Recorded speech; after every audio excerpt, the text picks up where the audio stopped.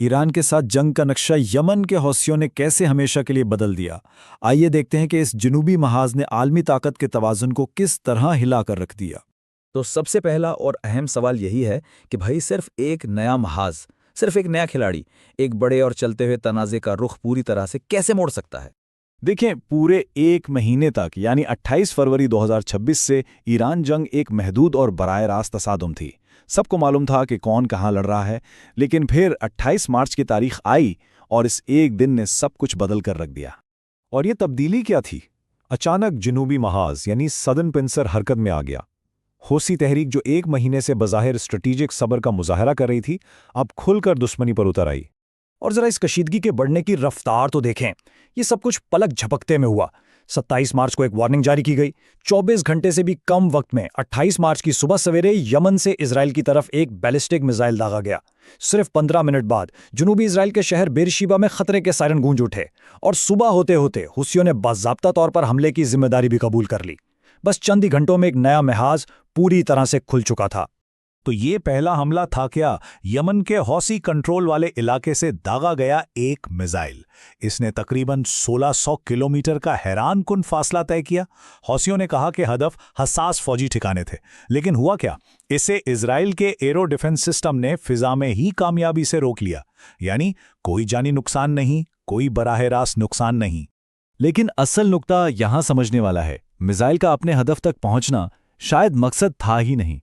اس اقدام کا اصل کمال، یا یوں کہیں کہ خطرہ، اس کے اسٹریٹجک اثر میں تھا۔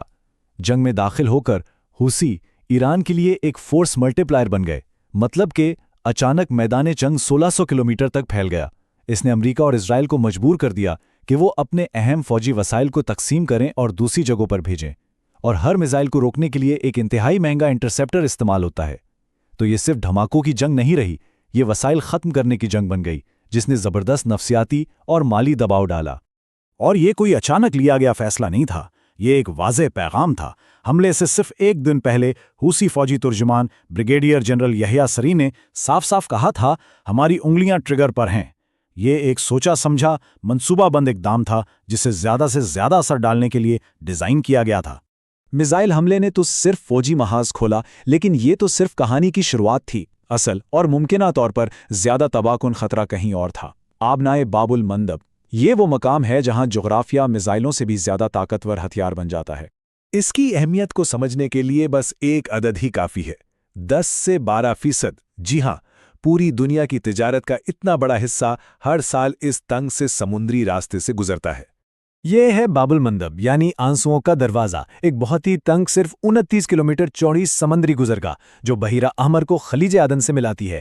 یہ نہر سوئز کے راستے ہونے والی تمام تجارت کے لیے ایک لازمی گیٹ وے ہے۔ یہ صرف ایک بحری راستہ نہیں، یہ عالمی معیشت کی شہرگ ہے۔ اور جب آپ اس شارہ کے کنارے بیٹھ جائیں تو آپ کی انگلی پوری عالمی معیشت کی نبض پر آ جاتی ہے۔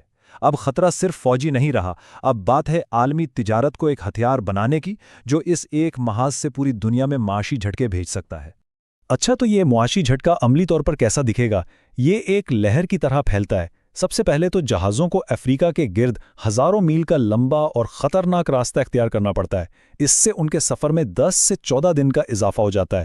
اس کی قیمت؟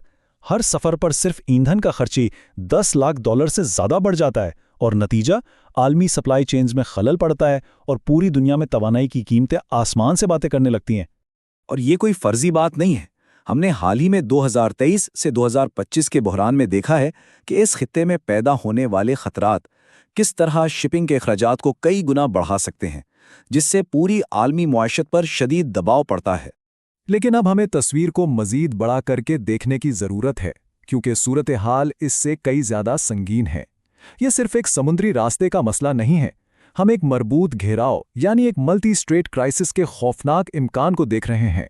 ذرا اس نقشے کو دیکھیں، جنوب میں ہے باب المندب جہاں حوثیوں سے خطرہ ہے، اور مشرق میں ہے آبنائے ہارمز جو براہ راست ایران کے کنٹرول میں ہیں۔ ایک نہر سویز کے ذریعے یورپ تک رسائی کو کنٹرول کرتا ہے تو دوسرا پوری خلیج فارس کو، ایک عالمی تجارت کے 12% کو متاثر کرتا ہے، دوسرا دنیا کے 20% تیل کو۔ یہ دونوں مل کر ایک ایسا جغرافیائی شکنجہ بناتے ہیں جو عالمی معیشت کا گلا گھونٹ سکتا ہے۔ ظاہر ہے اس بڑھتے ہوئے بحران کے جواب میں بین الاقوامی رد عمل بھی تیز ہونا تھا۔ अमेरिका ने खित्ते में मजीद अफवाज भेजना शुरू कर दी, जिनमें 31st मैरीन एक्सपीडिशनरी यूनिट भी शामिल था। लेकिन इस नए जनूबी महाज ने सब कुछ बहुत पेचीदा बना दिया है। अब यूएसएस जेराल्ड आर फोर्ड जैसे बड़े असासों की तैनाती एक बहुत ज़्यादा मुश्किल स्ट्रैटेजिक फैसला बन गई है। फौजी मौजूदगी तो बढ़ रही है, लेकिन ये एक नए और गहरे स्ट्रैटेजिक चैलेंज का जवाब है। तो इस सब का नतीजा क्या है? हम जंग का एक नया नजरिया, एक नया तरीका जन्म लेते देख रहे हैं, जिसे हम कह सकते हैं चोक पॉइंट डॉक्ट्रिन। ये गैर मुतनासिब जंग यानी एसिमेट्रिक वॉरफेयर का एक नया दौर है। और ये हमें इस पूरे तनाज़े के सबसे बुनियादी सबक की तरफ लाता है। आज की दुनिया में समंदर की एक तंग पट्टी पर कंट्रोल हासिल करना बराह रास्त फौजी हमले से कहीं ज्यादा ताकतवर और तबाहकुन हथियार साबित हो सकता है। आप मईशतों को मफलूज कर सकते हैं, आलमी ताकत का तवाज़ुन बदल सकते हैं और एक भी बड़ी जंग लड़े बगैर दुनिया को